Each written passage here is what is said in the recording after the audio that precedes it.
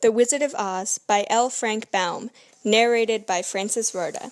Chapter 1. The Cyclone. Dorothy lived in the midst of the great Kansas prairies, with Uncle Henry, who was a farmer, and Aunt Em, who was the farmer's wife. Their house was small, for the lumber to build it had to be carried by wagon many miles. There were 4 walls, a floor, and a roof, which made one room, and this room contained a rusty-looking cooking stove, a cupboard for the dishes, a table, 3 or 4 chairs, and the beds. Uncle Henry and Aunt Em had a big bed in one corner, and Dorothy a little bed in another corner. There was no garret at all, and no cellar, except a small hole dug in the ground called a cyclone cellar, where the family could go in case one of those great whirlwinds arose, mighty enough to crush any building in its path. It was reached by a trap-door in the middle of the floor, from which a ladder led down into the small dark hole. When Dorothy stood in the doorway and looked around, she could see nothing but the great gray prairie on every side. Not a tree nor a house broke the broad sweep of flat country that reached to the edge of the sky in all directions. The sun had baked the plowed land into a gray mass, with little cracks running through it. Even the grass was not green, for the sun had burned the tops of the long blades until they were the same gray color to be seen everywhere. Once the house had been painted, but the sun blistered the paint and the rains washed it away, and now the house was as dull and gray as everything else.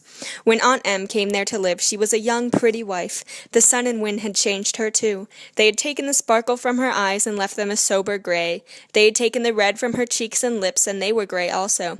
She was thin and gaunt, and never smiled now. When Dorothy, who was an orphan, first came to her, Aunt Em had been so startled by the child's laughter that she would scream and press her hand upon her heart whenever Dorothy's merry voice reached her ears, and she still looked at the little girl with wonder that she could find anything to laugh at. Uncle Henry never laughed. He worked hard from morning till night and did not know what joy was. He was gray also, from his long beard to his rough boots, and he looked stern and solemn and rarely spoke. It was Toto that made Dorothy laugh, and saved her from growing as gray as her other surroundings. Toto was not gray. He was a little black dog with long silky hair and small black eyes that twinkled merrily on either side of his funny wee nose. Toto played all day long, and Dorothy played with him and loved him dearly. Today, however, they were not playing. Uncle Henry sat upon the doorstep and looked anxiously at the sky, which was even grayer than usual. Dorothy stood in the door with Toto in her arms and looked at the sky too. Aunt Em was washing the dishes. From the far north they heard a low wail of the wind, and Uncle Henry and Dorothy could see where the long grass bowed in waves before the coming storm. There now came a sharp whistling in the air from the south, and as they turned their eyes that way they saw ripples in the grass coming from that direction also. Suddenly Uncle Henry stood up. "There's a cyclone comin', Em," he called to his wife. "I'll go look after the stock." Then he ran towards the sheds where the cows and horses were kept. Aunt Em dropped her work and came to the door. One glance told her of the danger close at hand. "Quick, Dorothy!" she screamed. "Run for the cellar!" Toto jumped out of Dorothy's arms and hid under the bed, and the girl started to get him. Aunt Em, badly frightened, threw open the trap-door in the floor and climbed down the ladder into the small dark hole. Dorothy caught Toto at last and started to follow her aunt. When she was halfway across the room, there came a great shriek from the wind, and the house shook so hard that she lost her footing and sat down suddenly upon the floor. A strange thing then happened. The house whirled around 2 or 3 times and rose slowly through the air. Dorothy felt as if she were going up in a balloon. The north and south winds met where the house stood and made it the exact center of the cyclone.